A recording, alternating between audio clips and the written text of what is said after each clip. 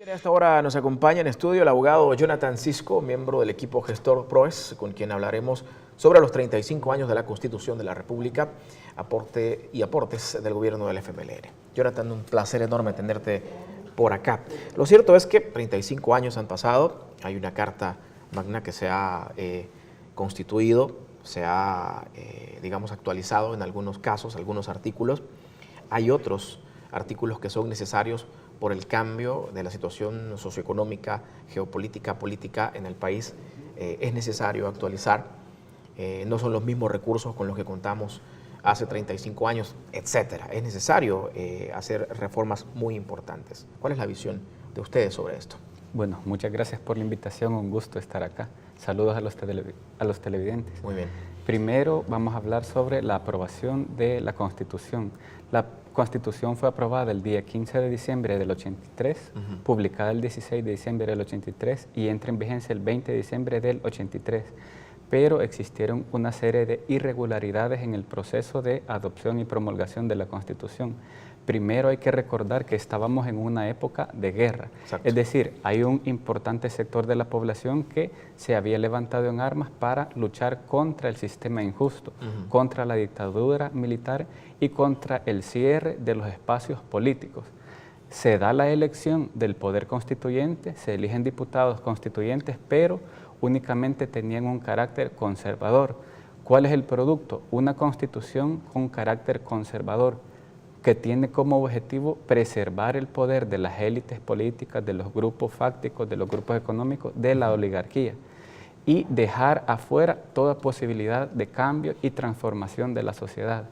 Entonces, esta Constitución y este poder constituyente incluso llegaron a aprobar 38 decretos. La Constitución dice decreto número 38 porque antes hay 37 decretos más. Otra de las irregularidades, el poder constituyente se vuelve asamblea legislativa, es decir, que ellos se perpetúan en el poder.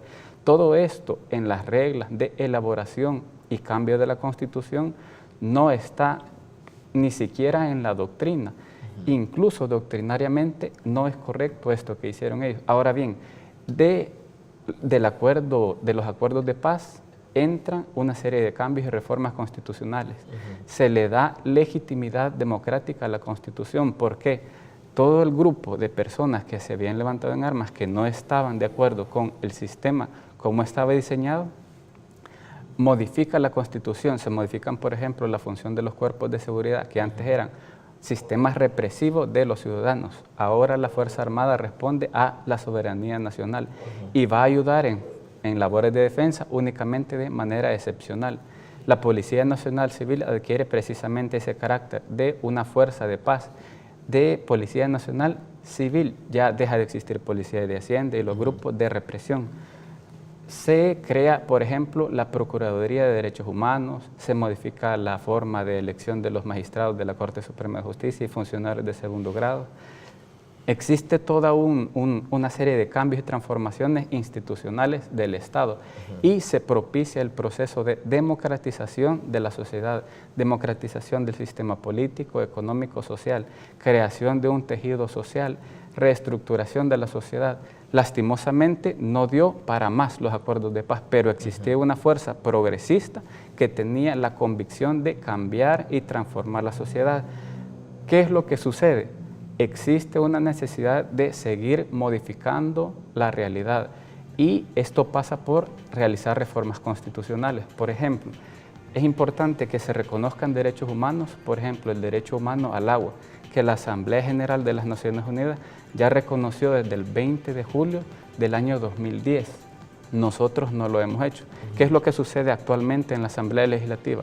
Hay una propuesta de derecha que lo que quieren hacer es reconocer el derecho al agua, pero para algunas empresas, para que continúen tomando al derecho al agua como una mercancía.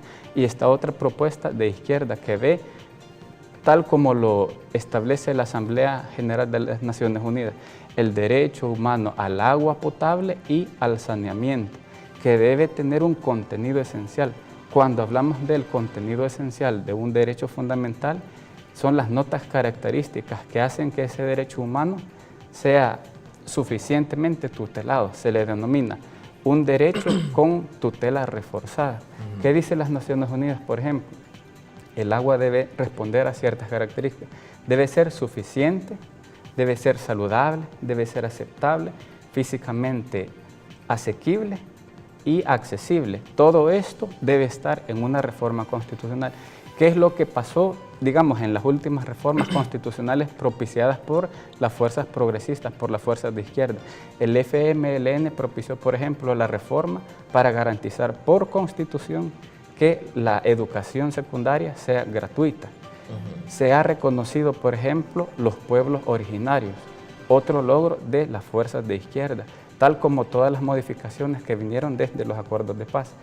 Otras cuestiones que es necesario reconocer: consulta popular, referéndum, plebiscito, para las elecciones de magistrados, para el fiscal general de la República, procurador general y todos los funcionarios que ahorita los elige la Asamblea Legislativa, que los elige el pueblo mediante voto directo, mediante consulta popular. Todo esto va dentro del marco de ir potenciando los derechos políticos de la ciudadanía, de la población, del pueblo, ir democratizando más la sociedad, profundizar los cambios y transformaciones democráticos. Muy bien, Jonathan, muchísimas gracias por habernos compartido esa visión de PROES sobre la Constitución de la República y también sobre la actualización y reformas a los artículos que son necesarios. Gracias. Pausa y ya regresamos con más información.